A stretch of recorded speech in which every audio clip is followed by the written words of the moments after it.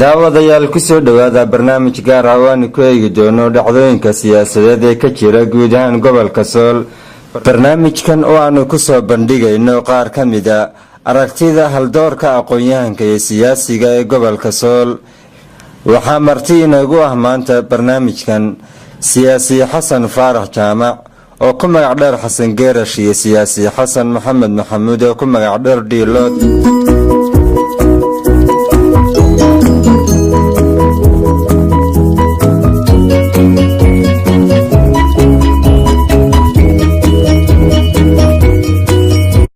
haddaba siyaasiyiintan oo aanu hordhignay su-aalo badan oo ay ka mid yihiin isdiiwaangelinta ka socota gobolka Sool, wadahadallada u dhexeeya maamulka Khaatumo ee Somalilan, dhacdooyinkii ugu dambeeyey ee ka dhacay mandaqada gobolka Sool. ugu horeyn Xasan Faarax Jaamac, waxaad ka mid tahay siyaasiyiinta rogacadaayada ee gobolka Sool. haddii aanu su-aal kaa weydiino, waxaa warbixin guud naga siisaa dhacdooyinkii ugu dambeeyey ay ka mid ahaayeen wadahadallada Khaatumo ee Somalilan. maalbaryahan waxaa jiray dhaqdhaqaaqyo deegaankan aan ka dhalanay ka jira oo ay ka mid tahay wadahadalka u bilaabmay dowladda Somalilan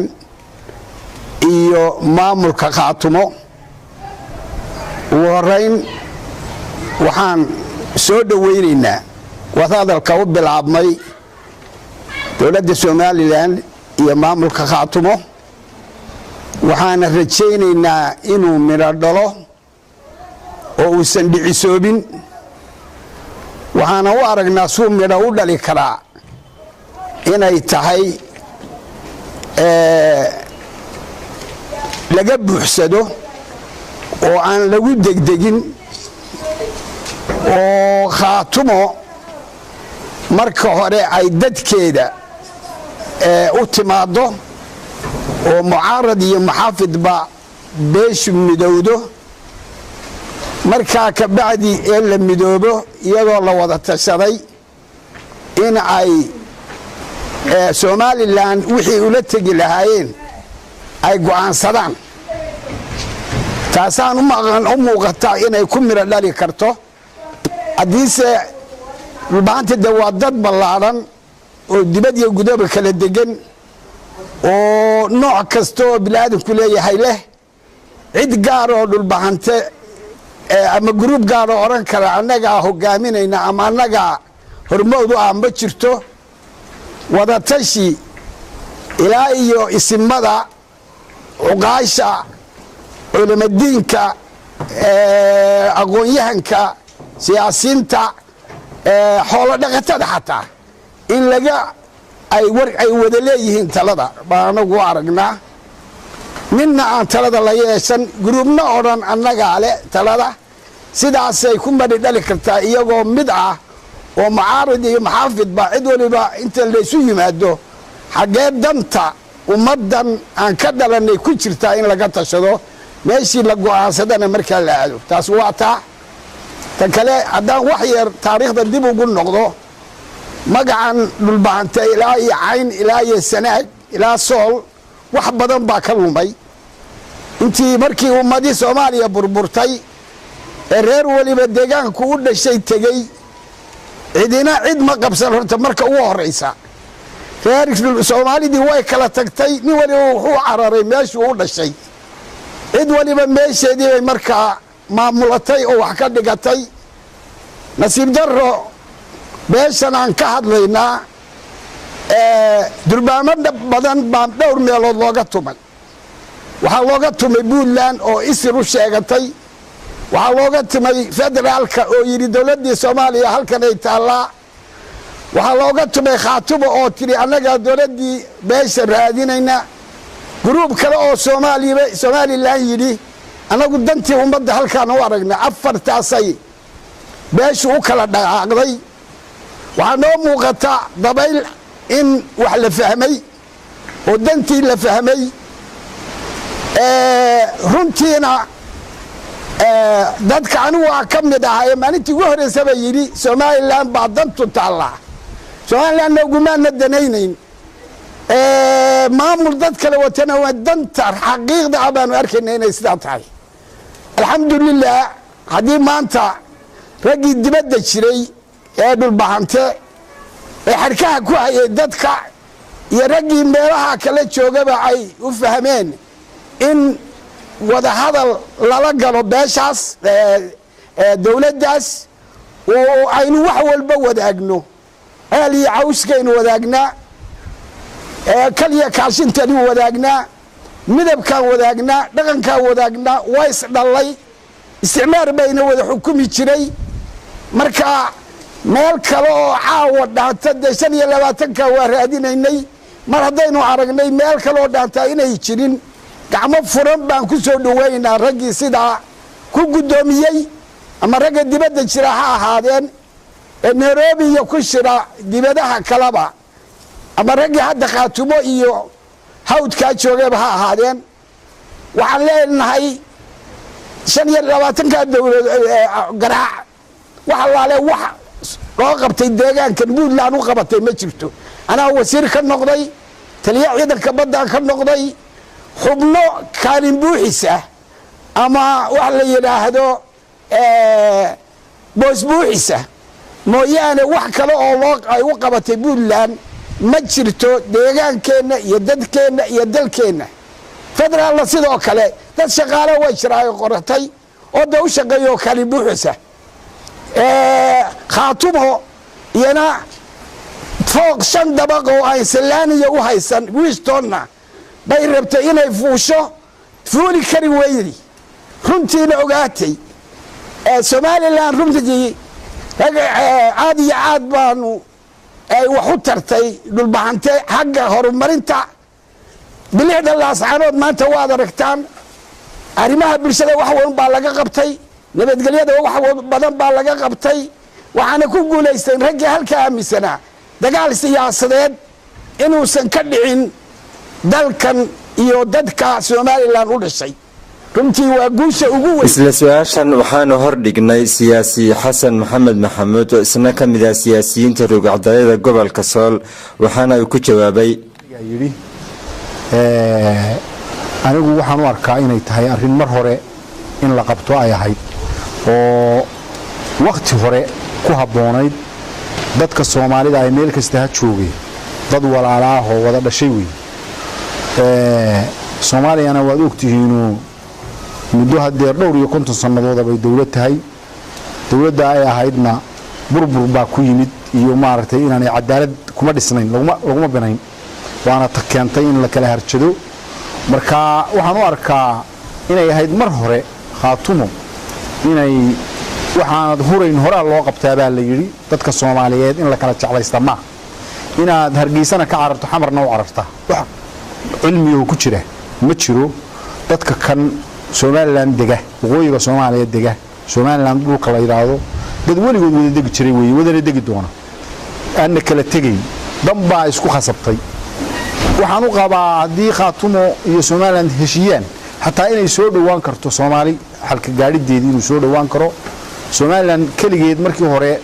qayb ka mid ah dadka dega dhulka somaliland la yiraahdo baa waxaan waday meel lama geyn karin haddii aanay dadka khaatumo iyo dhulka deegaankan degaa 3 gobol ee Cayn iyo Sool iyo Sanaag aanay ka mid noqon iyaguna wax meel ma geeyeen marka waa arrin fiican waa arrin cid walba dani ugu jirta marka waa soo dhaweynaynaa waana ugu hambalyeynayna sidii odaygu Xuseen waxaanu leenahay yey dhicisoobi ee han noqoto wax laga buuxsaday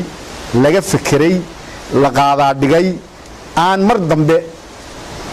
muran ka iman oo laga buuxsaday labada dhanba oo aan degdeg iyo dhibiq lagu gelin laga fikiro adduunyadu goobjoog ka ahaato wax lagu heshiis yahay la isku raaco waana soo dhaweynaynaa waxaanu leenahay laga fiiro dheer haloo si xasan faarax haddii aan mar kale dhinacaaga u soo noqdo waxaa jira khilaaf u dhexeeya mas-uuliyiinta maamulka khaatumo iyadoo qaar ka mid ah golaha deegaanka iyo golaha wasiirada ee maamulka khaatumo ay ku dhawaaqeen inay kasoo horjeedaan wadahadalada u dhexeeya maamulka khaatumo ee somaliland iyagoo ku andacoonaya inaanay ka jirin somaliland wax haba yaraatee cadaalada arrintaasi maxaad ka odhanaysaa khaatumo dee waa la hadlayo sida ay ku habboon tahay inay dhulbahanta midayso isagoo iyadoo midaysan in dhulbahanta tago somalilandna guud ahaan waxaan leeyahay rag waxa deeqa waa cadaalad somaliland cadaaladdu inay meel walba gashaa la rabaa oo ay gasho awood qaybsiga power shareka oo ay gasho dhaqaalaha oo ay gasho horumarinta oo ay gasho shaqaalaynta oo ay gasho ardayda loo dirayo scholarshipka la siinayo oo ay gasho dhismayaasha wadooyinka iyo kaabayaasha dhaqaalaha oo ay gasho dhismaha ciidamada waxa weeye meel kastaba cadaaladdu inay gasho ayuunbaa dadku iskuna raaci karaa kuna walaaloobi karaa taa somalilan baan leeyahay midna qolada gaar waxaan leeyahay reer Sheekh Isxaaqo waxa dadka kala fogeynaya walaalaha aan inta isugu yeedhayno waxa kala fogeynaya dadka afka iyo adinba ka fogaada oo iska daaya waxyaalo badan oo dadka kala fogeeya reer Sheekh Isxaaq ku hadlaan afka ku dhufanaya dalkan cid la qabsaday ma jirto nin waliba deegaankiisii buu tegey cidna ma qabsan deegaankaasay leenahay deegaanadii halaysu keeno qolo walba deegaankeeda iyadoo xora hala timaado waxbaan xoreynay horta ka dheeraada waxyaalaha kale qodobka kale waa qodobka kale aan leenahay waxa weeye haddii hadda dhulbahanta midoobo oo yimaado wax badan buu tabanaya wax badan uusa in la qaadan baa jira oo gaarini ah wixii ay yidhaahdaan ilama aanna qaadan ilama aanan lihin waa inaad ka garowdaan oo dhulka dhigtaan oo tiraahaan warqad cad baanu miiska soo saarnaye halkaasaan wax kula qorayna intaa waxaan odhanayaa somalilan iyo gaar ahaan qolada aan carabka ku dhiftay tan kale dowladda siilaanyo dayada maanta hawshan la gashay khaatumo oo wada adduunkana marba dowladuhu way isbedeleen dowlad aan isbedelin ma jirto dowlad waliba dowladii hore wixii wanaagsanaa ay qabatay halkii ay ka sii wadaa sidii la arki jiray marka waxaan rajaynaynaa hadday iyadu sii joogto qoladan hadda haysa ay joogaanna halkii unbay siyaasadii ka sii wadi haddii qolo kale qabato asxaabta kale mid kale qabtana wixii wanaagsanaaye somalilan midnimadeeda iyo wanaageeda ciddii ka shaqaysay way ku taageerayaan saanu aaminsannahay halkaasayna kasii ambaqaadaya iyadoo aanan xisbin ahayn odagaa dhexdhexaadka ahay xogogaalka ah ee 50 sano shaqaynayey somalilan 30 sano joogay anigu waxaan qabaa oo qiraya dowladda somalilan joogta maanta islaanya inay wax qabatay wax badan bay qabatay qofkana wixii xunul waxyaalo ka dhiman oo ay qaban karayso oo qabanna way jirtaa marka asxaabtu de kulli asxaabtu way isdhaliilaan oo way iska wax sharciya laakiin anigu waxaan aaminsanahay wax way qabatay dalka guud ahaan gaar ahaan gobolkan sool oo aad u qatanaa dowladdii riyaale iyo dowladdii cigaalba anu dowladdan aan u arkay inay wax qabadkeedu uu ka fiican yahay asxaabtana waxaan leeyahay dee farasow orodkaaga iyo ruclahaaga isla sugo iyagu intaasay qabteen markay qolyahan kale aynu la wareegno anigu qolyaha kaleba iga dhigo markaasaynu wax ka wanaagsan waxay qabteen qaban doonaa insha allah waa soo dhaweynaya xibsiyiintu waa wadaniin midnimada somalilan bay rabaan nin maanta diidaya oo xisbiya oo midnimada asaaskeeda diidaya anu inuusan jirin baanan qabaa hadduu jirana dee waa wax kale ka fakeraya somalilan ka fakeri maayo danaheeda isla su-aashan waxaanu hordhignay siyaasi xasan maxamed maxamuud su-aashii ahayd dowladdan wadahadalka ay bilowday oo wakhtigiina uu ka dhammaanaya ma sii socon karaa waxaan u malaynayaa dee dowladdan hadday bilowday waa bilow wanaagsan ka hor bayna ahayd inay qabato oo saad la socoto madaxweyne siilaanyo markii uu xilka qabtay gogol baan dhigay buu yidhi annagu waanu u tagnay 2010kii gogosha uu dhigay waagaa noocay tahay lama sheegin lamana garanayn marka waa soo daahday waxay ahayd kowdii hore oo uu waddanka qabsaday oo madax ka noqday inaan dagaaladii kalshaale dhicin bay ahayd inaan dhibaatooyinkii ka dhacay maxaa la yidhahdaa cayni dhicin bay ahayd waayo nin weyn buu ahaa nin soo shaqeeyey buu ahaa nin laga filayay inuu dadka isu keeno bay ahayd mase dhicin marka maanta oo muddo yari u hadhay haddii uu bilaabay taariikh fiican bay u gelaysaa laakiin yaanay noqon anaa bilaabay oo dee waan kusii kororsanaya waayo muddada la doortay 5 sano ay ahayd hadday 5 sano ahaydna wuu kororsaday waxyaabaha Afrika dilay oo Soomaali dilayna waxa weeye nin muddo inta la doortay kororsada sidaynu ognahay Faroole 4 sanadood baa madaxweyne laga dhigay 5 bay ahayd buu ku dhaartay waxaasina waa waxa dadka isnabcaysiiya marka waa nin weyn waa nin daa taariikh fiican bay u noqonaysaa laba arrimoodba taariikh bay u galayaan wax badan oo uu qabtay garan maayo waayo dadku sidii buu fakhriga u yahay waayo dadku sidii buu u baahan yahay waayo dalka sidii baa shaqalaantii u jirtaa waayo sidii baa caruurteennii u qaxaysaa oo baduhu cunaya laakiin laba arrimood oo aan u malaynayo inay sharaf u noqonayso baa jira midi waxa weeye bilowga uu bilaabay hadda dhammaadkiisii uu khaatumo mufaawadaad la bilaabay waxaan u malaynayaa khaatumo laftigeedu waa ku amaanan tahay oo laftigeedu de waa waaye arag waxay waaye arag ka tahay inaan Soomaali dadka dega dhulka kan gobolada Sool Sanaag iyo Cayn u beer jilecsanayn xaqay mudnaayeen iyo waxay mudnaayeen aanay siin aanay taxgelin Puntlandna waan ka shaqayn jiray waana la jooga hadeer bad dad ka soo jeeda beeraha jooga laakiin waa meel iyadu dhulkeeda horumar maalintii Puntland la aasaasay Laascaanood iyo Garowe Laascaanood baqaad qaadasho roonay maantana midna waa caasimad midna siday tahay waad ogta marka waxaan u maleynayaa nin walba uu waay arkay oo waaga ku bariyay marka Siilaanyo waxaan u maleynayaa inay taariikh fiican u noqonayso bilowga wada hadalladaas oo uu maaragtay daacad ka noqdo wadooyinka uu bilaabay oo Soomaaliya oo dhamina kaga dayatay wadada Ceergaabo markuu bilaabay de karti iyo xiniyo baa lagu bilaabay Soomaaliyana waa ku dayatay oo dad badan baa wadooyin samaystay oo hadaynu wax qabsano Soomaalidu waxbay qabsan kartaa arinta kale aan leeyahay taariikh u noqoto waxa weeye yuu mar dambe halay kordhiyo oran waa ceeb waa wax ku xun waa waxaan hagaagsanayn 2017 doorashada ha ka dhabeeyo isagoo maaragtay sida uu yiraan waa tanaasulay hal tartamo ha yeelo wada hadalkuna ha socdo anigu waxaan ahay xisbiga wadani waan ka tirsanahay xubin ka tirsan baan ahay xisbiyadu way soo dhaweeyeen xisbiyadu wixii wanaagsan waa soo dhaweynayaan kuma aanan dhaliilin dawladda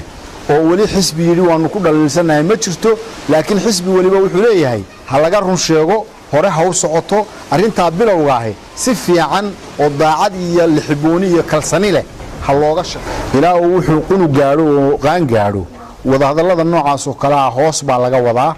marka inaan saxaafada loo soo bandhigin markiiba arin fiican weeye laakiin de waynu la soconaayo inay kulmeen oo fuud ka timi khaatumo ay tageen Caynaba inkastay fiicnayd inay Laascaanood yimaadaan oo halka kan magaaladeenan Laascaanood arintu ka dhacdo isna yeelkeeda Caynabina waa dhulkeenii waa fiicnayd waxaanu leenahay dawladdu hawado oo ka daacad sheegto oo ha korun sheegto waxay hore u qaban weyday inta hadeer muddada u hadhay ha qabato yaani inay isku dayin inay uga faa'iideysato waqti kororsi waxaa jiray in gobolka Sool uu ka socday maalmihii la soo dhaafay diyaar garowga diiwaangelinta doorashooyinka Soomaaliland oo ka dhici doona guud ahaan gobolada Soomaaliland sanadka soo socda iyadoo qaadashada kaarka diiwaangelinta ay magaalada Laascaanood si toos ah uga socotay waa maxay muhiimadda ay u leedahay tirakoobka iyo diiwaangelinta doorashooyinka Soomaaliland ee guud ahaan gobolka Sool iyo gaar ahaan shacabka ku dhaqan magaalada Laascaanood aan wada ognahay oo dalka Soomaaliland muddo waxa ka socday diiwaangelin leesu diiwaangelinayo in dadka dhammaanba dadku ka qayb galo talada ama go'aanada xukuumadaha soo socda xildhibaanadaba iyo xildhibaanadoodaba iyo guurtidoodaba baa leesu diiwaangelinaya arintaasuna waa arin caalam ahaan aad iyo aad ama dad ahaan iyo dal ahaanba aad iyo aad u fiican in awoodda shacabka iska leh awoodda shacabka la siiyo shacabkuna sida awoodda ku yeelan karaan waxa weeye in qof waliba uu diiwaangelinta qaato dabeedna marka doorasho ama mid madaxweyne ha ahaatee ama mid xildhibaan ha ahaatee maalinta uu xor u noqdo qofkuu doono inuu doorto qofkuu doonana diido laakiin marka hore waxay arrintaas ku dhacaysaa in qofku isdiiwaan geliyo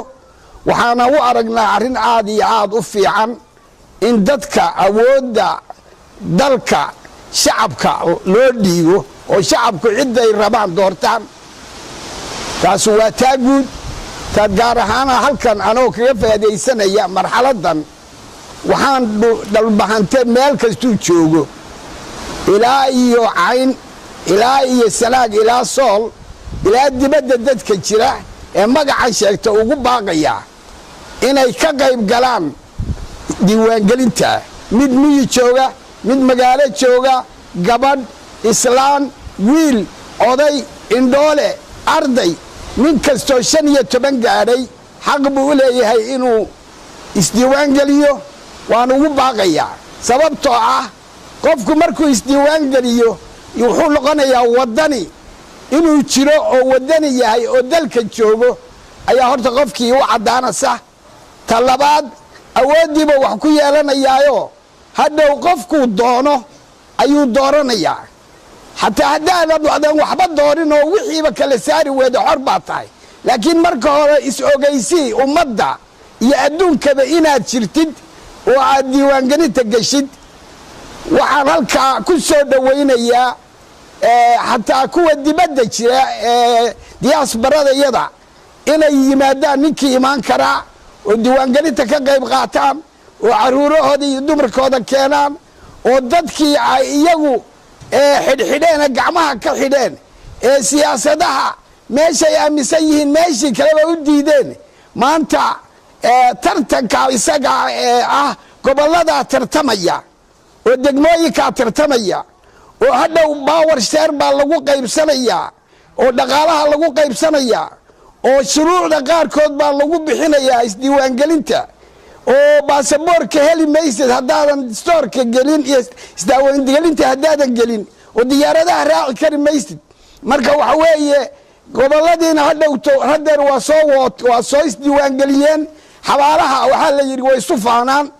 waxaa la yidhaha annagaa badan iyo annagaa badan baa qoloba tilaahdaa dhulbahante isaaqinamaba badne aynu tusna awoodeeda waana soo dhaweynaya aad baan u weydiisay oo ah isdiiwaangelintu waa arrin muhiima waa arrin lacagtan lagu samaynayo adduunyada bixisay dadkana markay meel degan yihiin oo la yaqaan lambarkooda tiradooda marka la yaqaan waxyaabo badan baa u fududaada mashaariicda la siinayay ku xidhan arrimaha bulshada ee laga shaqeynayo iskuulada iyo caafimaadka iyo waxyaabahaas ku xidhan dadkuna waa tartamaya gobollada Soomaaliyeed waa tartamayaan kuwa Somaliland waa tartamayaan waxa gobollo badan hadda in badan iyagu galayay doorashooyinkii hore oo inaga baaqan jiray aaminsan yihiinba inaynu dad yar nahay marka bal hadayna wax kale faa'iidin horta inaynu dad badan nahay de maanta ay noqonaysaa oo maanta waa liin ogaan kastoo aan gobolkeena guud ahaan la wada geynin oo dhul yar la geynayo sababtoo ah de maartay resistance-kii iyo diidmadii jirtay daraadeed gobolka badidiisa iyadoo aan la geynin misna inta la geeyo ay soo gaaraan intiqaabkaasi maxaa la yiraahdaa isdiiwaangelintaasi waxa la rabaa in dadku si buuxda uga qayb qaato waayo waa magac waa taariikh dad kale gobollada inuu isugu xigno hadda togdheer oo kale inuu isugu xignaayay sanaag de numberkeenu waa inaynu kuwaas inuu kula jiraa tartan waana wax adduunyadu arkayso eegayso Soomaalina u noqonaya dhigaal iyo reference wax la soo qaato saad la socoto hadda caafimaadka iyo waxbarashadaba adduunyadu way gobollada way taqaan marka hadda abaara dhacaan wax la oranaya gobolka intaas oo qof 100,000 qof baa ku nool waa la yaqaan hadda kuwan la FCU-da oo early warning ko kale iyo waa yaqaanin gobolkeena way consensus ay ka qaadeen iyo cabir ay ka qaadeen waa jira marka waxaan rabnaa tiyo runa intaynu ahayn ka badan baa soo baxaysee hal la codeeyo hal isdiiwaan geli oo lambarka gobolku ha soo baxo hadda doonto hadhow haba codayn gobolkan dadka ku nool inuu la nambarkiisa la helaa gobolkay faa'iido u tahay waxaan la qaybinayo adduunyadu qaybinayso hore aan uga qadnay oo aan ina soo gaari jirin baa marka la ogaado inaynu number badan nahay hadda 200,000 oo qof haddaynu iska diiwaan gelino waxa inoogu kordhaya waxyaabaha hadda dawladahan Soomaaliland iyo Puntland waxba ma baxshaan waxna ma waa dawlado aan la ictiraafsanayno dhaqaale adag lahayn most of them waxyaabahan lagu caawiyo maartay arrimaha bulshadu caalamkay ka yimaadaan waxaana la soo mariyaa qaybteena Soomaaliland 1991 baa Security Council ku gooyay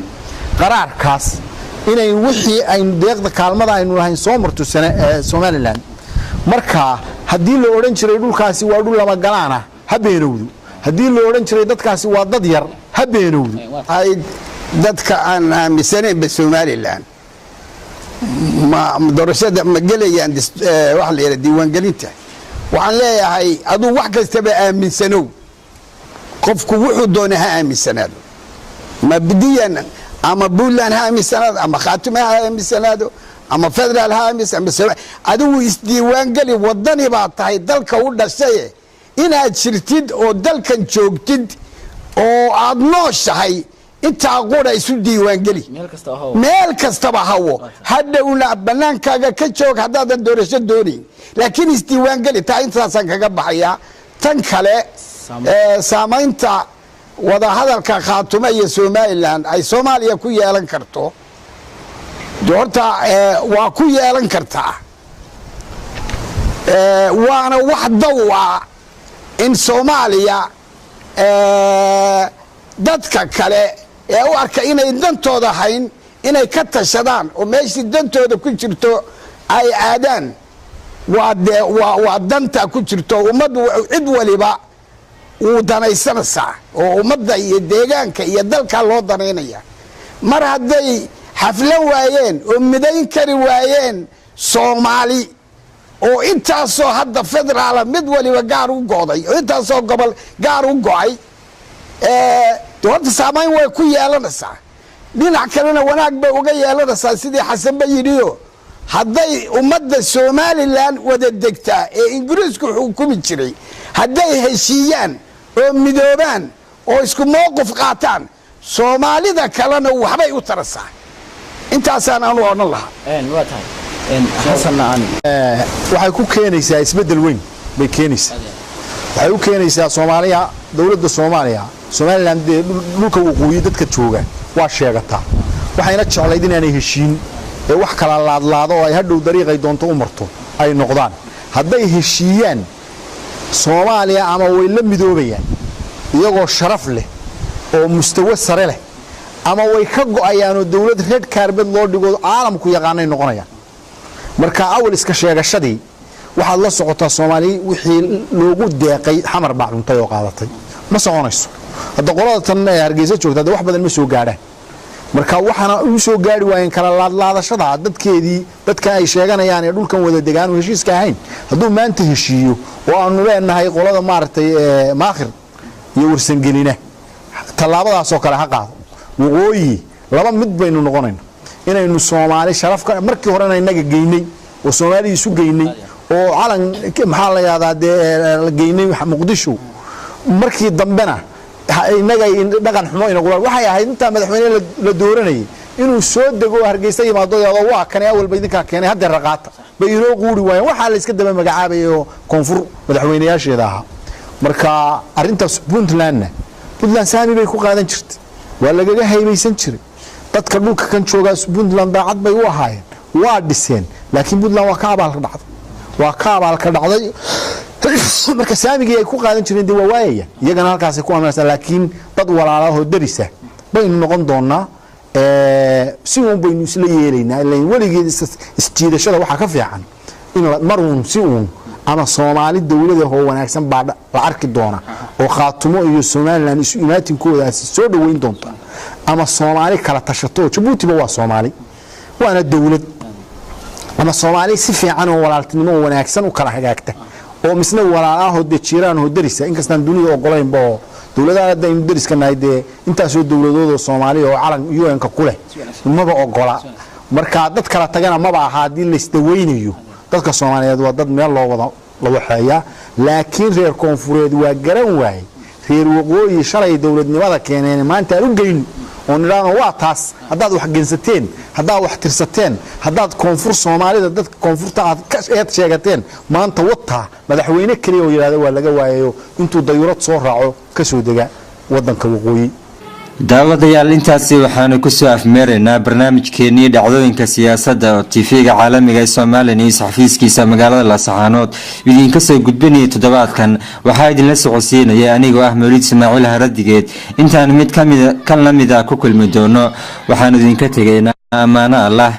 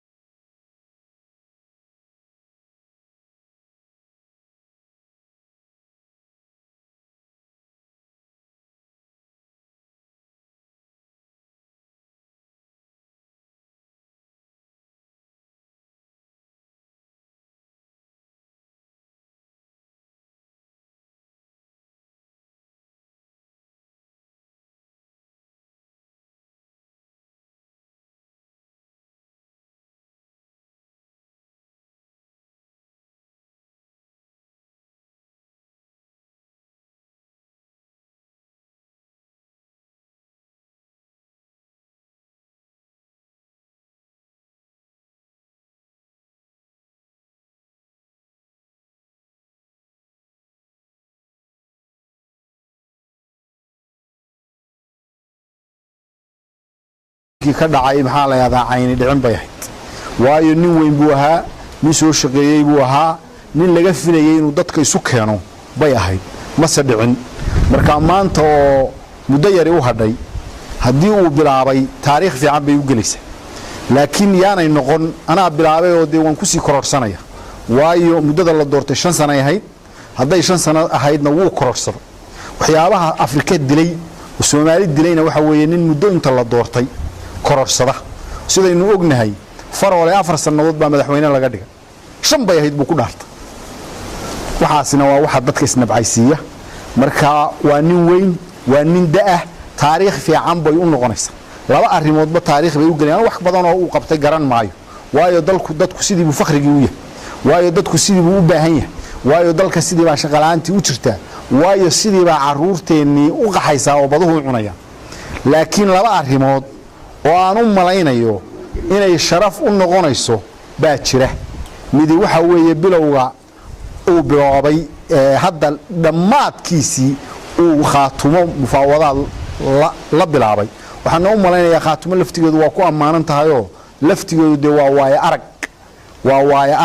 waxay waaye arag ka tahay inaan Soomaali dadka dega dhulka kan goboladan Sool Sanaag iyo Cayn u beer jilicsanayn xaqay mudnaayeen iyo waxay mudnaayeen aanay siin aanay taxgelin Puntlandna waan ka shaqayn jiray waana la jooga hadeer badde dad ka soo jeeda beeraha jooga laakiin waa meel iyadu dhulkeeda horumar maalintii Puntland la asaasay Laascaanood iyo Garowe Laascaanood baqaad qaadasho roonay maantana midna waa caasimad midna siday tahay waad ogta marka waxaan u malanayaa nin walba uu waay arkay oo waaga ku bariyay marka siilaanyo waxaan u malanayaa inay taariikh fiican u noqonayso bilowga wada hadalladaas oo uu maaragtay daacad ka noqdo wadooyinka uu bilaabay oo Soomaaliya oo dhamina kaga dayatay wadada Ceergaabo markuu bilaabay dee karti iyo xiniyo baa lagu bilaabay Soomaaliyana waa ku dayatay oo dad badan baa wadooyin samaystay oo hadaynu wax qabsano Soomaalidu waxbay qabsan kartaa arinta kale aan leeyahay taariikh u noqoto waxa weeye yuu mar dambe halay kordhiyo oran waa ceeb waa wax ku xun waa waxaan hagaagsanayn 2017 doorashada ha ka dhabeeyo isagoo maaragtay sida uu yiri anigu waa tanaasulay hal tartamo ha yeelo wada hadalkuna ha socdo anigu waxaan ahay xisbiga wadani waan ka tirsanahay xubin ka tirsan baan ahay xisbiyadu way soo dhaweeyeen xisbiyadu wixii wanaagsan waa soo dhaweynayaan kuma aanan dhaliilin dawladda oo wali xisbi yiri waanu ku dhaliilsanahay ma jirto laakiin xisbi waliba wuxuu leeyahay ha laga run sheego hore ha u socoto arinta bilowga ah si fiican oo daacad iyo lixbooni iyo kalsani leh ha looga shaqeeyo ilaa uu wuxuu qunu gaaro oo qaan gaaro wada hadallada noocaas oo kala hoos baa laga wadaa marka inaan saxaafadda loo soo bandhigin markiiba arin fiican weeye laakiin de waynu la soconaayo inay kulmeen oo wufuud ka timi khaatumo ay tageen caynaba inkastay fiicnayd inay laascaanood yimaadaan oo halka kan magaaladeennan laascaanood arrintu ka dhacdo isna yeelkeeda caynabina waa dhulkeennii waa fiicnayd waxaanuna leenahay dawladdu ha wado oo ha ka daacad sheegto oo ha ka run sheegto waxay hore u qaban weyday intaa haddeer muddada u hadhay ha qabato yaanayna isku dayin inay uga faa'iidaysato waqti kororsi waxaa jiray in gobolka sool uu ka socday maalmihii lasoo dhaafay u diyaargarowga diiwaangelinta doorashooyinka somalilan oo ka dhici doona guud ahaan gobolada somalilan sanadka soo socda iyadoo qaadashada kaarhka diiwaangelinta ay magaalada laascaanood si toosa uga socotay. waa maxay muhiimadda ay u leedahay tirakoobka iyo diiwaangelinta doorashooyinka somalilan ee guud ahaan gobolka sool iyo gaar ahaan shacabka ku dhaqan magaalada laascaanood? waan wada ognahay oo dalka somalilan muddo waxaa ka socday diiwaangelin laysu diiwaangelinayo in dadka dhammaanba dadku ka qayb galo talada ama go-aanada xukuumadaha soo socda xildhibaanadaba iyo xildhibaanadoodaba iyo guurtidoodaba baa laysu diiwaangelinaya. arrintaasuna waa arrin dee caalam ahaan aad iyo aad ama dad ahaanba iyo dal ahaanba aad iyo aad u fiican in awoodda shacabka iska lehe awoodda shacabka la siiyo. shacabkuna siday awoodda ku yeelan karaan waxa weeye in qof waliba uu diiwaangelinta qaato dabeedna marka doorasho ama mid madaxweyne ha ahaatee ama mid xildhibaan ha ahaatee maalintaa uu xor u noqdo qofkuu doono inuu doorto qofkuu doonana diido. laakiin marka hore waxay arrintaas ku dhacasaa in qofku isdiiwaangeliyo. waxaana u aragnaa arrin aad iyo aad u fiican in dadka awoodda dalka shacabka loo dhiibo oo shacabku cidday rabaan doortaan. taas waa taa guud. taad gaar ahaana halkan anoo kaga faa'idaysanaya marxaladan waxaan dalbahante meel kastuu joogo ilaa iyo cayn ilaa iyo sanaag ilaa sool ilaa dibadda dadka jira ee magacan sheegta ugu baaqaya inay ka qayb galaan diiwaangelinta. mid miyi jooga, mid magaalo jooga, gabadh, islaan, wiil, oday, indhoole, arday, nin kastoo 15 gaadhay xaq buu u leeyahay inuu isdiiwaangeliyo. waan ugu baaqayaa sababtoo ah qofku markuu isdiiwaangeliyo wuxuu noqonayaa waddani inuu jiro oo waddani yahay oo dalka joogo ayaa horta qofkii u caddaanaysa. ta labaad awooddiiba wax ku yeelanayaayo hadhow qofkuu doono ayuu dooranayaa. xataa haddaanad waxba doorin oo wixiiba kala saari weeda xor baa tahay. laakiin marka hore is-ogaysii ummadda iyo adduunkaba inaad jirtid oo aad diiwaangelinta geshid. waxaan halkaa ku soo dhowaynayaa xataa kuwa dibadda jira ee diyaasbaradayada inay yimaadaan ninkii imaan karaa oo diiwaangelinta ka qayb qaataan oo caruurahooda iyo dumarkooda keenaan oo dadkii ay iyagu xidhxidheene gacmaha ka xidheen ee siyaasadaha meeshay aaminsan yihiin meeshii kaleba u diideen maanta tartanka isaga ah gobolladaa tartamaya oo degmooyinkaa tartamaya oo hadhow baawar sheer baa lagu qaybsanayaa oo dhaqaalaha lagu qaybsanayaa oo shuruucda qaarkood baa lagu bixinayaa isdiiwaangelinta oo baasaboorka heli maysid haddaadan stoorka gelin iyo isdiiwaangelinta haddaadan gelin oo diyaaradaha raaci kari maysid. marka waxa weeye gobolladiina hadhowto haddeer waa soo isdiiwaangeliyeen. xabaalaha waxaa la yidhi way isu faanaan. waxaa la yidhaha annagaa badan iyo annagaa badan baa qoloba tilaahdaa. dhulbahante isaaqinamaba badne aynu tusna awooddeeda waana soo dhoweynaya. aad baan u weydiisay oo ah isdiiwaangelintu waa arrin muhiima. waa arrin lacagtan lagu samaynayo adduunyada bixisay. dadkana markay meel degan yihiin oo la yaqaan lambarkooda tiradooda marka la yaqaan waxyaabo badan baa u fududaada. mashaariicda la siinayay ku xidhan arrimaha bulshada ee laga shaqeynayo iskuulada iyo caafimaadka iyo waxyaabahaas ku xidhan. dadkuna waa tartamaya gobollada Soomaaliyeed waa tartamayaan kuwa Somaliland waa tartamayaan waxa gobollo badan hadda in badan iyagu galayay doorashooyinkii hore oo inaga baaqan jiray aaminsan yihiinba inaynu dad yar nahay marka bal hadayna wax kale ba faa'iidin horta inaynu dad badan nahay maantay noqonaysaa oo maanta waa liin ogaan kasto aan gobolkeena guud ahaan la wada geynin oo dhul yar la geynayo sababtoo ah maartay resistance-kii iyo diidmadii jirtay daraadeed gobolka badidiisa iyadoo aan la geynin misna inta la geeyo ay soo gaaraan intiqaabkaasi maxaa la yiraahdaa isdiiwaangelintaasi waxa la rabaa in dadku si buuxda uga qayb qaato waayo waa magac waa taariikh dad kale gobolada inuu isugu xigno hadda togdheer oo kale inuu isugu xignaayo sanaag numberkeenu waa inaynu kuwaas inuu kula jiraa tartan waana wax adduunyadu arkayso eegayso Soomaalina u noqonaya dhigaal iyo reference wax la soo qaato saad la socoto hadda caafimaadka iyo waxbarashadaba adduunyadu gobolada way taqaan marka hadda abaara dhacaan wax la oranaya gobolka intaas oo qof 100,000 oo qof baa ku nool wala yaqaan hadda kuwan la FCU-da oo early warning ko kale iyo waa yaqaanin gobolkeena way consensus ay ka qaadeen iyo cabir ay ka qaadeen waa jira marka waxaan rabnaa tiyo runa intaynu ahayn ka badan baa soo baxaysee hal la codeeyo hal isdiiwaan gali oo lambarka gobolku ha soo baxo hadaa doonto hadhow haba codayn gobolkan dadka ku nool inuu la nambarkiisa la helaa gobolkay faa'iido u tahay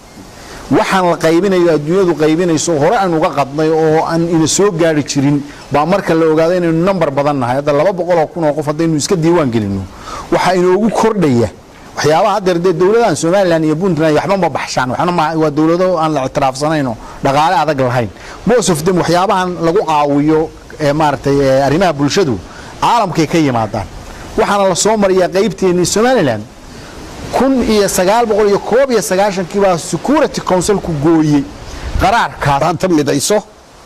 isagoo iyadoo midaysan in dhulbahanta tago Somaliland guud ahaan waxaan leeyahay rag waxa deeqa waa cadaalad Somaliland cadaaladdu inay meel walba gashaa la rabaa oo ay gasho awood qaybsiga power share-ka oo ay gasho dhaqaalaha oo ay gasho horumarinta oo ay gasho shaqaalaynta oo ay gasho ardayda loo dirayo scholarship-ka la siinayo oo ay gasho dhismayaasha wadooyinka iyo kaabayaasha dhaqaalaha oo ay gasho dhismaha ciidamada waxa weeye meel kastaba cadaaladdu inay gasho ayuun baa dadku iskuna raaci karaa kuna walaaloobi karaa taas Somaliland baan leeyahay midna qolada gaar waxaan leeyahay reershii Isxaaqo waxa dadka kala fogeynaya walaalaha ee ay daasay aan inta isugu yeerayno waxa kala fogeynaya dadka ee afka iyo adinba ka fogaada oo iska daaya waxyaalo badan oo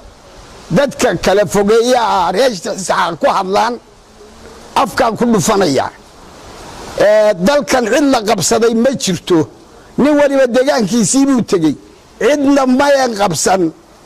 deegaankaas ay leenahay deegaanadii hal la isu keeno qolo walba deegaankeeda iyadoo xor ah hal la timaado waxbaan xoreynay horta ka dheeraada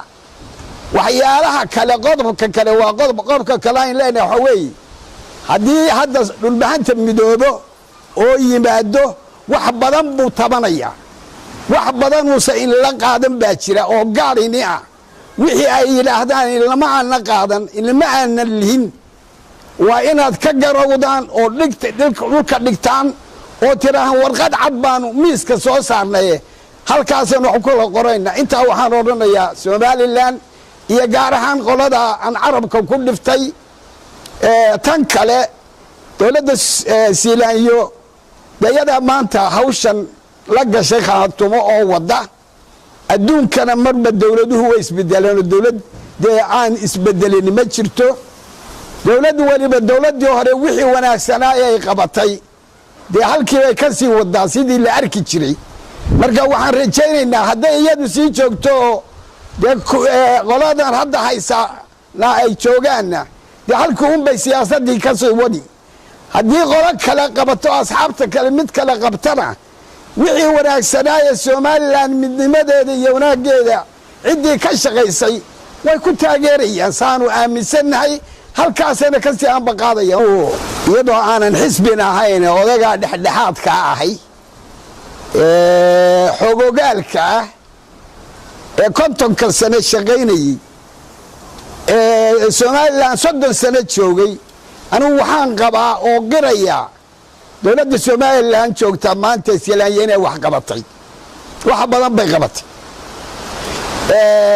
qofkana wixii xunul waxyaalo ka dhiman oo ay qaban karayso iyo qabanna way jirtaa marka asxaabtu dee kolle asxaabtu way isdhaliilaan oo way iska wax sharciya laakiin anigu waxaan aaminsanahay wax way qabatay dalka guud ahaan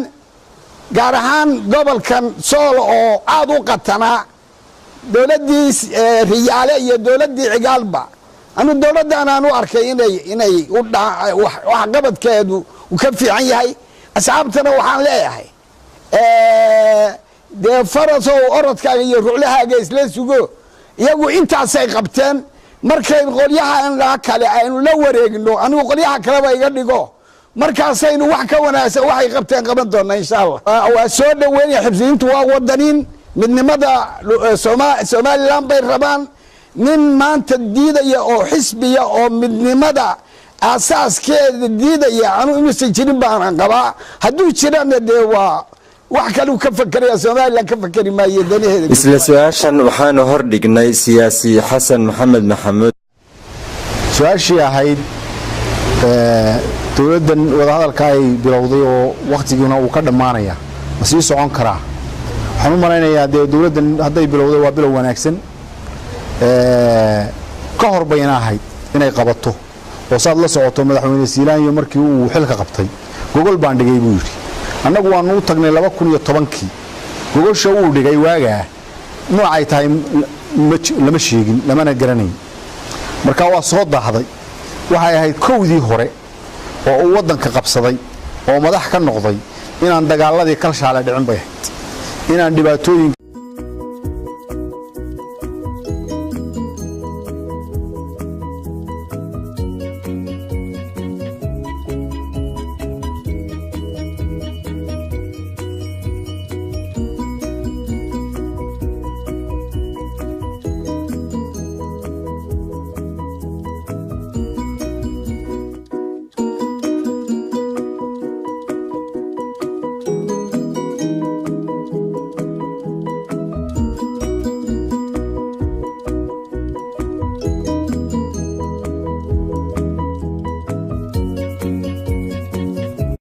daawadayaal ku soo dhawaada barnaamij gaar ah oo aan ku eegi doono dhacdooyinka siyaasadeed ee ka jira guud ahaan gobolka Sool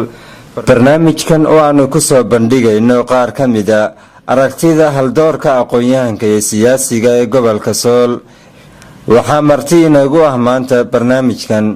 siyaasi xasan faarax jaamac oo ku magac dheer xasan geerash iyo siyaasi xasan maxamed maxamuud oo ku magac dheer dhiilood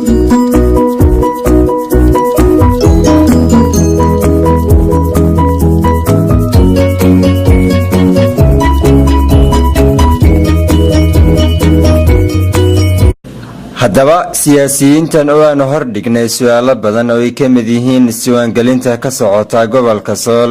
wadahadallada u dhexeeya maamulka khaatumo ee Somalilan dhacdooyinkii ugu dambeeyay ee ka dhacay mandaqada gobolka Sool ugu horeyn xasan faarax jaamac waxaad ka mid tahay siyaasiyiinta rooga cadaayada ee gobolka Sool haddii aanu su-aal kaa weydiino waxaa warbixin guud naga siisaa dhacdooyinkii ugu dambeeyay ay ka mid ahaayeen wadahadallada khaatumo ee Somalilan maalbaryahan waxaa jiray dhaqdhaqaaqyo deegaankan aan ka dhalanay ka jira oo ay ka mid tahay wadahadalka u bilaabmay dowladda Somalilan iyo maamulka khaatumo ugu horeyn waxaan soo dhaweynaynaa wadahadalka u bilaabmay dowladda Somalilan iyo maamulka khaatumo waxaana rajaynaynaa inuu midho dhalo oo uusan dhicisoobin waxaana u aragnaa suu midho u dhali karaa inay tahay laga buuxsado oo aan lagu degdegin oo khaatumo marka hore ay dadkeeda u timaado oo mucaarad iyo muxaafidba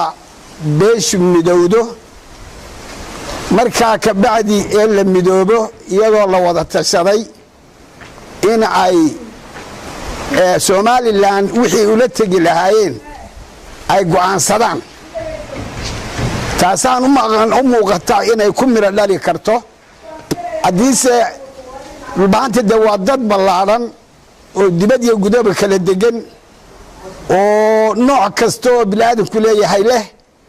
cid gaar oo dhulbahante ama gruub gaar oo odhan kara annagaa hogaaminayna ama annagaa hormoodu ah ma jirto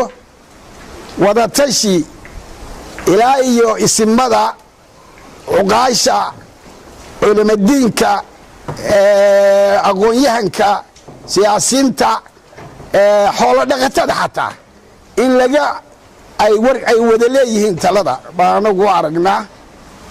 midna aan talada la yeeshan gruubna oo dhan annagaa leh talada sidaasay ku madhi dhali kartaa iyagoo mid ah oo mucaarid iyo muxaafidba cid waliba inta laysu yimaado xaggee danta ummaddan aan ka dhalanay ku jirtaa in laga tashado meeshii la go'aansadana markaa la aado taas waa taa ta kale haddaan wax yar taariikhda dib ugu noqdo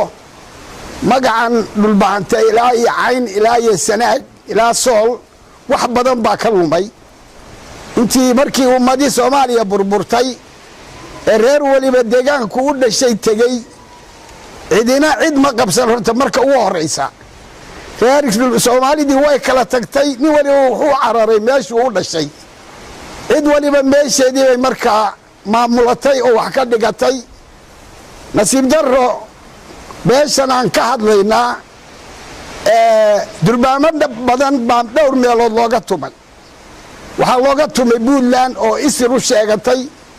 waxaa looga tumay federaalka oo yidhi dowladdii soomaaliya halkan ay taallaa waxaa looga tumay khaatumo oo tidhi annagaa dowladdii beesha raadinayna gruub kale oo somalilan yidhi annagu dantii ummadda halkaan u aragna afartaasay beeshu u kala dhaqaaqday waxaa noo muuqata dabayl in wax la fahmay oo dantii la fahmay runtiina dadka anigu waa ka mid ahaye maalintii ugu horreysaba yidhi somalilan baa dantu taallaa somalilanna ugumaana danaynayn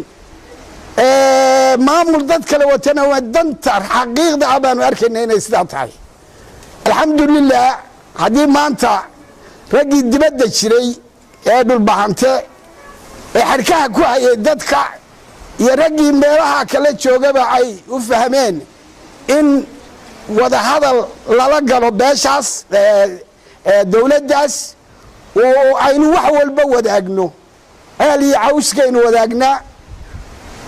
kaliya kaashintani wadaagnaa midabkaan wadaagnaa dhaqankaan wadaagnaa waa isdhallay isticmaar bayna wada xukumi jiray marka meel kale oo caawa dhaanta dee 25 waa raadinaynay mar haddaynu aragnay meel kale oo dhaantaa inay jirin gacmo furan baan ku soo dhawaynaynaa raggii sidaa ku guddoomiyey ama ragga dibadda jira ha ahaadeen ee nairobi iyo ku shira dibadaha kaleba ama raggii hadda khaatumo iyo hawdkaa joogaba ha ahaadeen waxaan leenahay 25 dowlad garaac wax allaale wax loo qabtay deegaankan puntland u qabatay ma jirto anaa wasiir ka noqday taliya ciidanka baddaan ka noqday xubno kaalin buuxisa ama wax la yidhaahdo boos buuxisa mooyaane wax kale oo ay u qabatay puntland ma jirto deegaankeenna iyo dadkeenna iyo dalkeenna federaalna sidoo kale dad shaqaale way jiraayo qoratay oo da u shaqeeyo kaalin buuxisa khaatumo iyana fooq 5 dabaq oo ay salaaniya u haysan wiistonna bay rabtay inay fuusho fuuli kari weydi runtiina ogaatay somalilan runtii caad iyo caad baanu ay wax u tartay dhulbahante xagga horumarinta bilicda laascaanood maanta waad aragtaan arrimaha bulshada wax weyn baa laga qabtay nabadgelyada wax badan baa laga qabtay waxaana ku guulaysteen raggii halka aaminsanaa dagaal siyaasadeed inuusan ka dhicin dalkan iyo dadka Soomaaliland u dhashay runtii waa guusha ugu weyn. isla su'aashan waxaanu hordhignay siyaasi xasan maxamed maxamuud oo isna ka mid ah siyaasiyiinta rugcadayada gobolka Sool waxaana uu ku jawaabay anigu waxaan u arkaa inay tahay arrin mar hore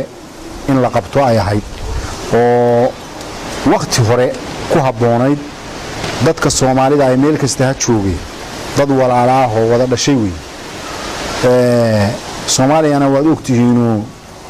muddo hadeer dhowr iyo 50 sanadood bay dawlad tahay dawladda ay ahaydna burbur baa ku yimid iyo maaragtay inaanay cadaalad kuma dhisnayn laguma binayn waana keentay in la kala harjado marka waxaan u arkaa inay ahayd mar hore khaatumo inay waxaanad hurayn hore loo qabtaa baa la yiri dadka Soomaaliyeed in la kala jeclaysta ma inaad hargeysana ka cararto xamarna u cararta wax cilmiyo ku jira ma jiro dadka kan Soomaaliland dega waqooyiga Soomaaliyeed dega Soomaaliland dhulka la yiraahdo dad waligood wada degi jiray way wada degi doona aan kala tagay damba isku khasabtay waxaan u qabaa hadii khaatumo iyo Soomaaliland heshiyaan hatta inay soo dhawaan karto Soomaali halka gaarideedii inuu soo dhawaan karo Soomaaliland kaligeed markii hore qayb ka mid ah dadka dega dhulka Soomaaliland la yiraahdo baa waxaan waday meel lama geen karin haddii aanay dadka khaatumo iyo dhulka deegaankan degaa saddexda gobol ee Cayn iyo Sool iyo Sanaag aanay ka mid noqon iyaguna wax meel ma geeyeen marka waa arrin fiican waa arrin cid walba dani ugu jirta marka waa soo dhaweynayna waana ugu hambalyeynayna sidii odaygu Xuseen waxaanu leenahay yey dhicisooli ee han noqoto wax laga buuxsaday laga fikiray la qaadaa dhigay aan mar dambe muran ka iman oo laga buuxsaday labada dhanba oo aan degdeg iyo dhibiq lagu gelin laga fikiro adduunyadu goobjoog ka ahaato wax lagu heshiis yahay la isku raaco waana soo dhaweynayna waxaan leenahay laga fiiro dheer loo yahay si xasan faarax hadii aan mar kale dhinacaaga u soo noqdo waxaa jira khilaaf u dhaxeeya mas'uuliyiinta maamulka Khaatumo iyadoo qaar ka mid ah golaha deegaanka iyo golaha wasiirada ee maamulka Khaatumo ay ku dhawaaqeen inay ka soo horjeedaan wada hadallada u dhaxeeya maamulka Khaatumo ee Soomaaliland iyagoo ku andacoonaya inaanay ka jirin Soomaaliland wax haba yaraatay cadaalad arrintaas maxaad ka oranaysaa Khaatumo waa la hadlayo sida ay ku habboon tahay inay